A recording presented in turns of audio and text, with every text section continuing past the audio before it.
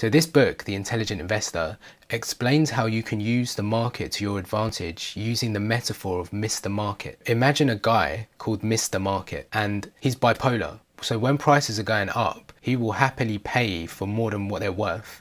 But when the prices are down, he's desperate to dump them for less than what they're worth. Mr. Market is a metaphor for how humans collectively act. Would you willingly allow a bipolar stranger to come into your house every day and tell you that you should feel exactly how he feels? Would you ever agree to be euphoric just because he is, or miserable just because he thinks you should be? You wouldn't, right? You'd insist to take control of your own emotional life based on your experiences and beliefs. But when it comes to their financial lives, millions of people let Mr. Market dictate to them how they should feel. And that will make people make emotional decisions like buy high and sell low. That's not rational. So the intelligent investor shouldn't ignore Mr. Market completely, but use him to their advantage. So Mr. Market's job is not to tell you how to feel or what to do, it's just to tell you the prices. And your job is to decide whether it's right for you to act on them at that point. You don't have to trade with him just because he constantly begs you to.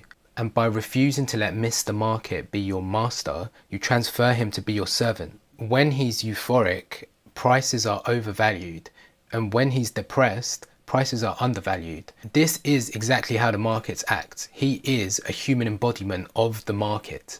But also, you can use Mr. Market to your advantage because he will offer you an opportunity where you can buy low and sell high. So that's why patience is a virtue when dealing with Mr. Market.